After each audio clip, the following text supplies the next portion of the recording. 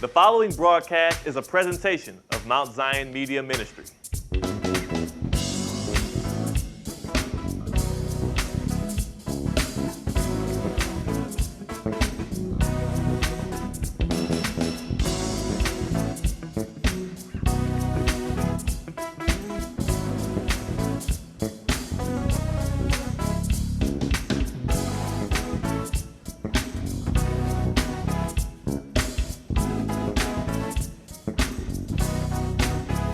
Verse 32, and of the children of Issachar, which were men that had understanding of the times, to know what Israel ought to do, to know what Israel ought to do.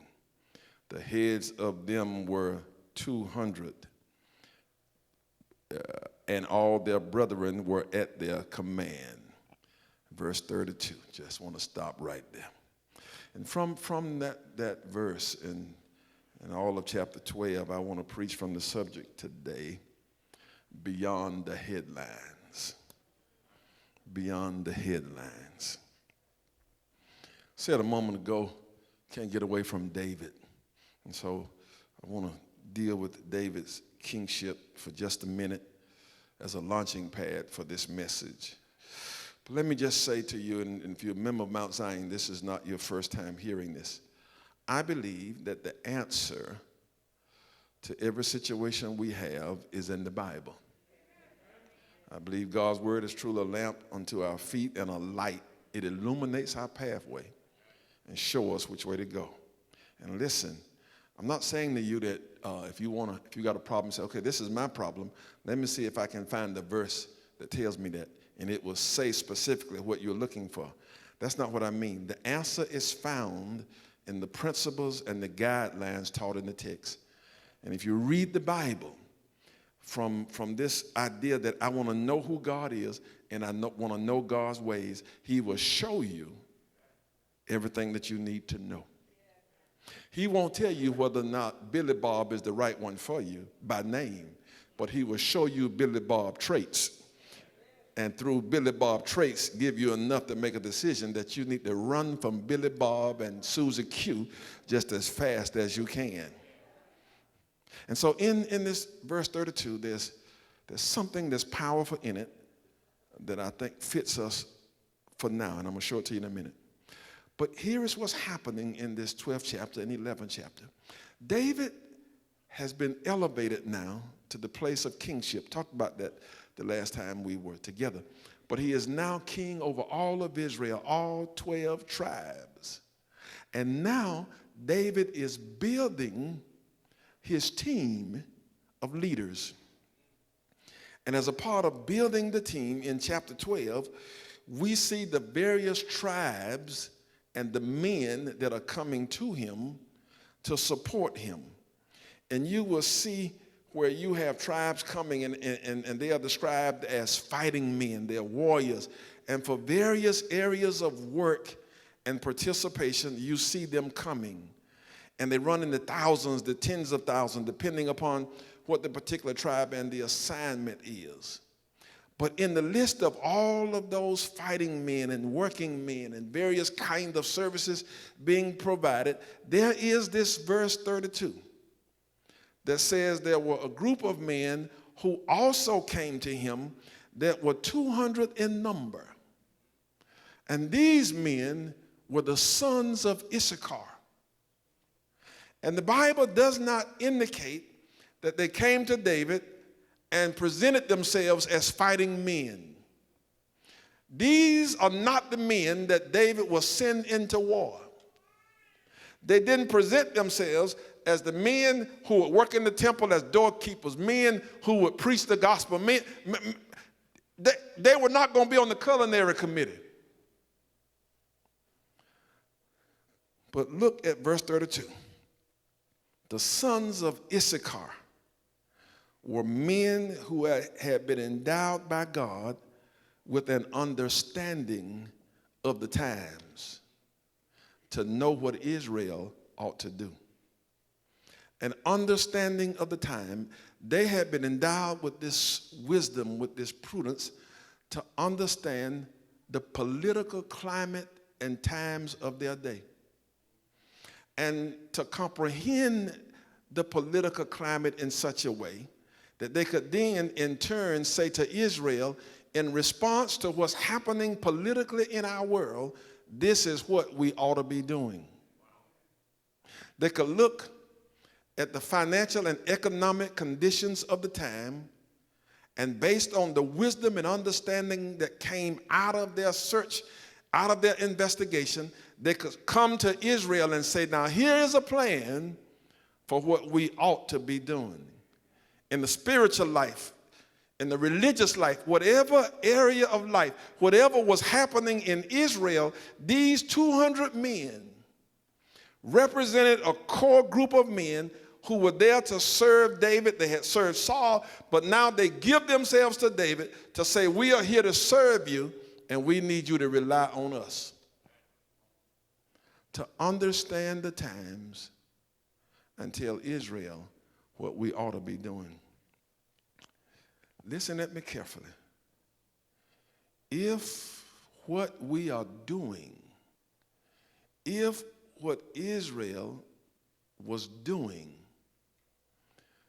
was done, and what we are doing is done out of a lack of understanding of the times, whatever we are doing won't get the impact we need. It just won't happen. And so before you start doing, you got to understand the times that you're in. And notice that he said what Israel ought to be doing. Not the Babylonians, not the Hittites, the Jebusites, all the Moabites, no other people. This is what Israel ought to be doing. Based on who you be, Israel, the God you're connected to, this is what you ought to be doing. And I could go into some examples of how that worked for them, but I don't want to be long today, so let me just say this. That what we need today are some sons of Issachar who understand the times, who are prudent, who are wise, who've been given a discerning spirit by God, who don't just have knowledge, but also have wisdom. Anybody can acquire knowledge, but wisdom is the application of the knowledge you have. And the wisdom doesn't necessarily come from a book, but comes from above. And I'm suggesting to you that we as a community, we as a country, we as the church need to realize that we need some sons of Issachar. These men were the physical descendants of a man named Issachar, but I believe that God has some sons who have the spirit of Issachar in the kingdom today, who can understand the times and tell us what we ought to be doing. And this is so critical now because just this week alone, the headlines have captured our attention. They pulled us in. And there's been some cause for celebration. But can I tell you that what we need is to look beyond the headlines and really understand the times? What are you talking about, Pat? Well, politically, the headlines this week. Our president goes to Russia. Goes to Europe for the summit, and then he has this conversation with the Russian leader, and there was all this coverage and all of this and what they said. But what does that really mean for you, for me? For years, there's been a push to make Juneteenth a holiday. But there was all of this pushback from some folk. But all of a sudden this week, the headlines, the Senate goes first, and Republicans and Democrats back a bill to make Juneteenth a holiday. And then the House passes the same bill. Then all of a sudden, all of the objections are dropped, and we have this bipartisan support of Juneteenth as a holiday. And so we're happy, and rightfully so, but somebody ought to pause and ask us, what's really behind it? And surely it can't be a love for freedom, because the same folk who passed it won't pass the George Floyd criminal justice reform. The same folk who passed it trying to block your right to vote. The same folk who passed it are denying you access to health care. Another headline attached to that, the Supreme Court upheld Obamacare. These same folk want to strip you of your health care and access to health. So it can't be because they love you. And it can't be because they care about your heritage, because they're fighting all across this country to take away this critical race theory or anything related to racism, institutional, systemic, out of education, out of public forum, and out of the church. What's really going on? Help me, Marvin Gaye. What's going on? What's really going on? And we could go on about all the headlines, stuff in the news, and we get it and we run with it. But what's going on? And then what should we be doing? And I got to be careful how I say this, what I'm getting ready to say now, because it involves the church community. And so we see all these headlines about crime, you know, and it always has a black face on it.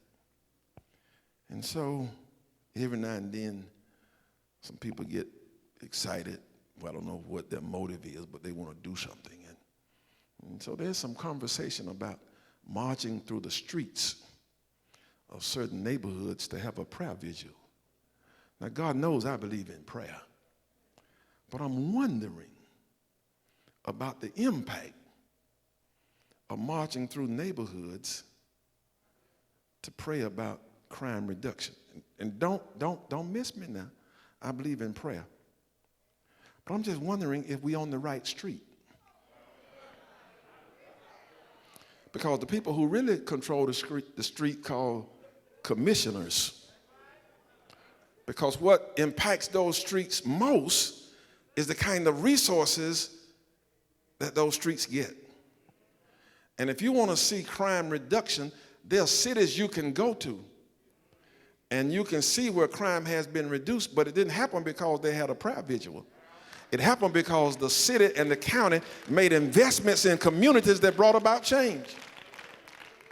I was in Atlanta. Mike took me took me somewhere for Father's Day to eat yesterday down this place, this market, Ponce de Leon. She's there to see that Kroger right there. It used to be bloody Kroger.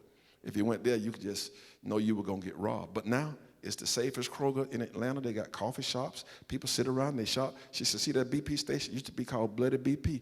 If you knew that, if you went there, you just have your keys in your hand because you were going to get hijacked. But now it's one of the safest places. And look at all these people just walking.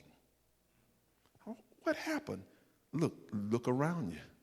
Gentrification happened. Investment in the community happened. Look, there's a change. And now the crime is gone. So if you want to start, it's just not marching in one neighborhood. You got to check some other streets. And I'm just saying all this in passing. And just what is that really what we need to be doing? So now, and I could go on, but you get me. Don't just get caught up in the headlines, but go beyond. Let some sons of Issachar come. Now, this is where I want to spend the rest of my time because it's Father's Day. And so I want to say to you that we got to go beyond the headlines when it comes to black men and fathers. We'll spend about 10, 15 minutes right there.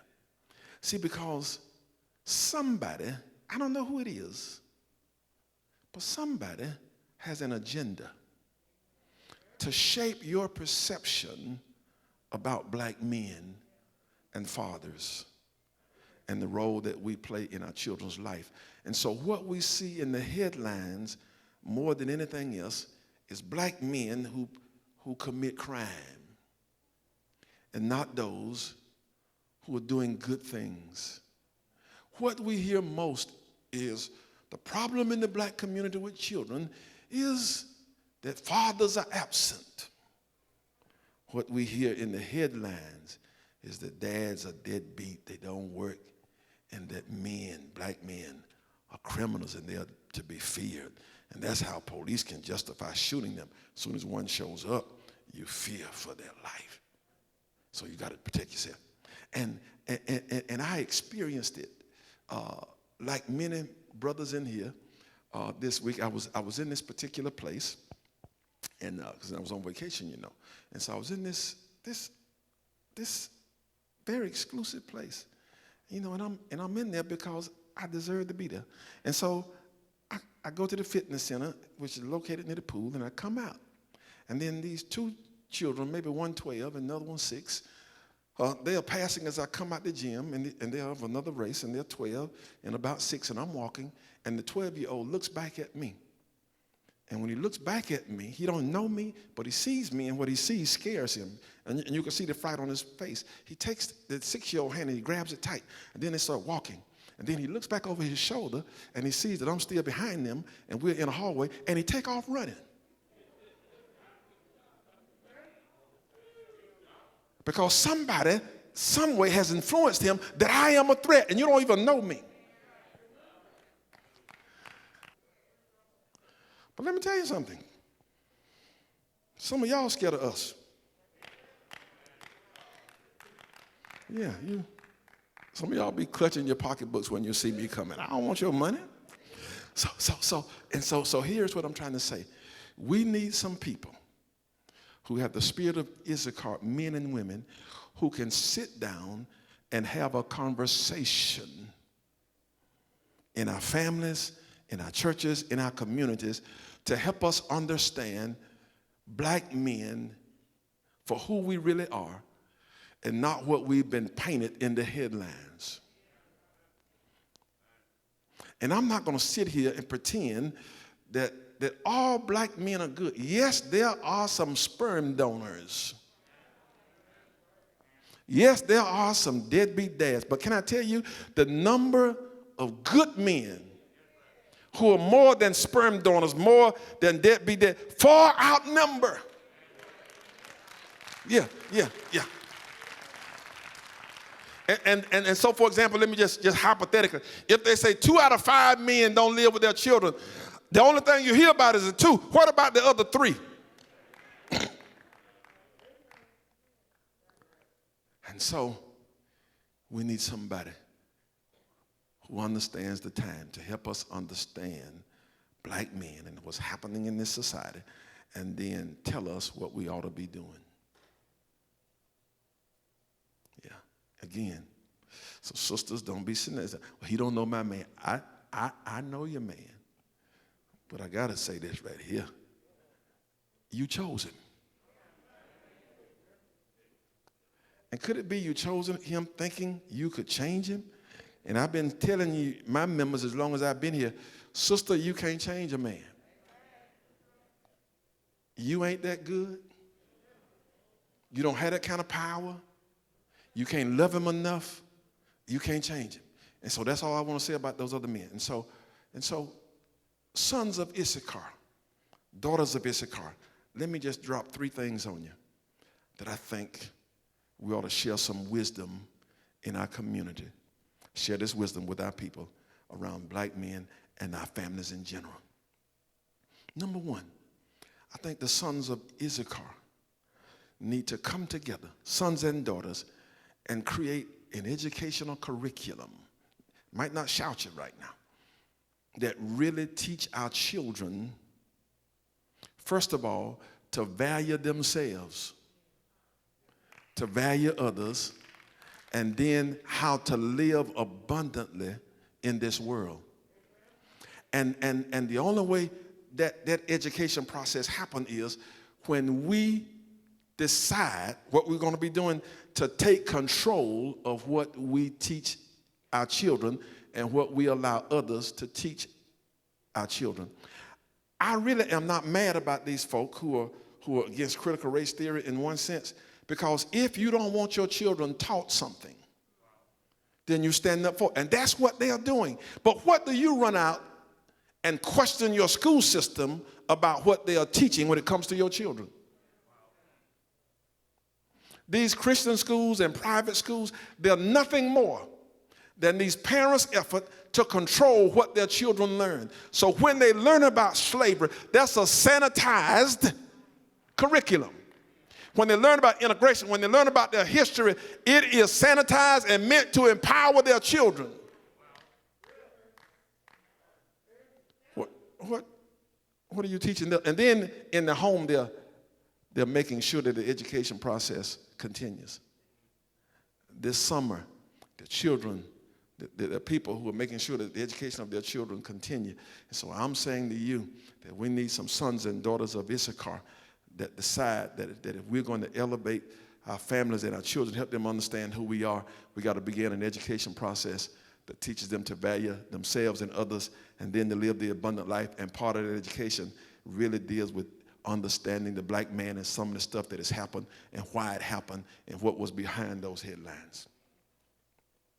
I didn't know about welfare in terms of when I was growing up. We were poor, and my dad and mama we just made a way. We got the food stamps, but we never got the check, the welfare check. And so when I got out of college, I went to work for welfare, and I was dumbfounded to discover this, that when a family was poor and needed help, all they had to do to get all the help they wanted was tell the man to leave the house.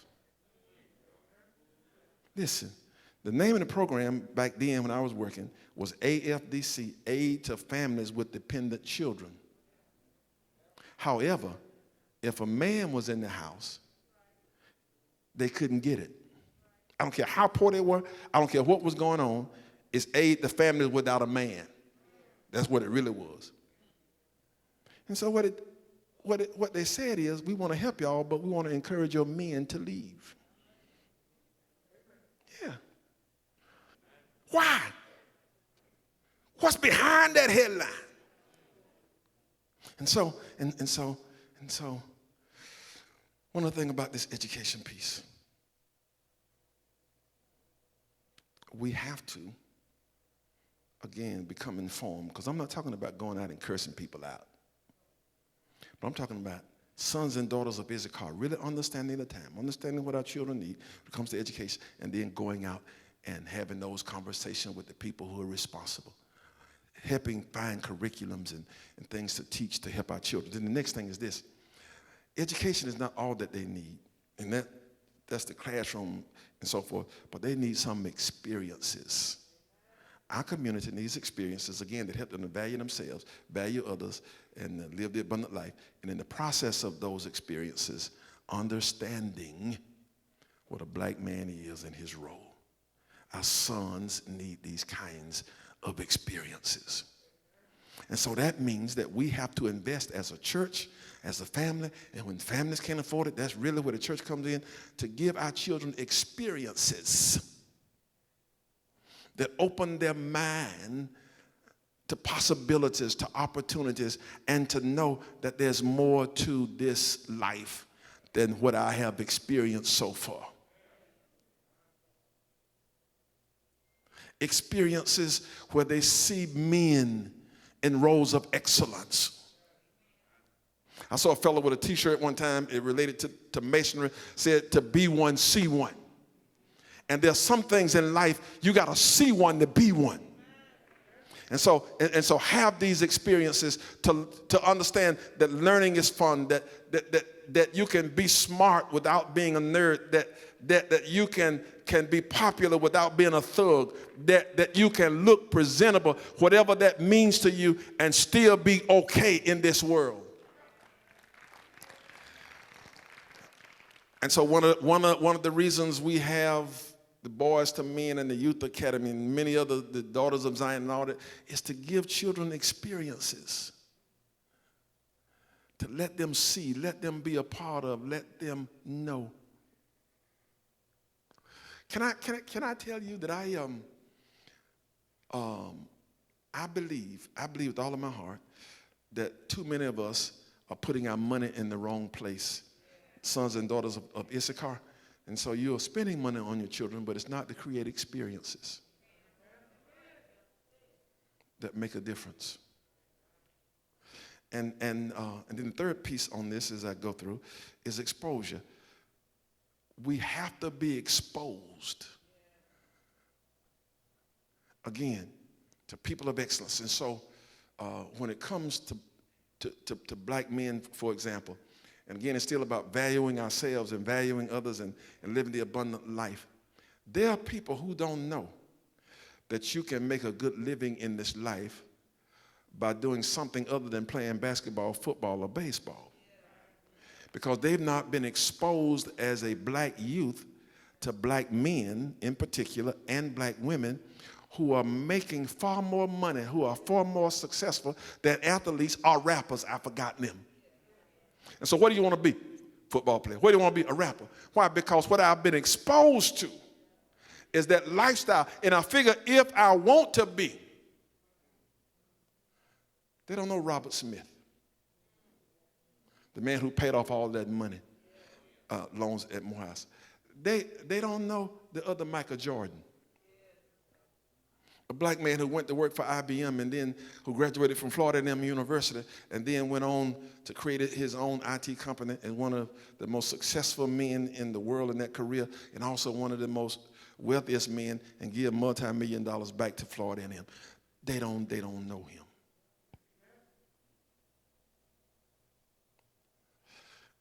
And men like Charles Chenault, who led American Express. And then I want to just get personal and don't y'all get mad at me right here, because I might just call a name and might not call yours. But this is what I really want to say to us in here. All these people I talked about are out there, but there is exposure available to our children to help them respect and understand us that's right around us. In this audience, I can start over here and go all around, and I can call black men by name and without any hesitation or moral reservation say to you that here is an example of excellence that is worthy of following. That here are men who have not abandoned their children, and men who not only did not abandon their children, but have taken other children under their wing as if they were their own to mentor, to love, and support.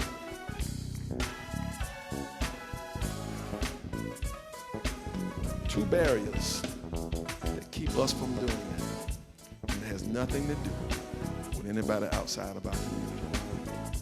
One is we've decided to segregate ourselves. It's going to be hard. Thanks for watching. Be blessed and continue walking in the light.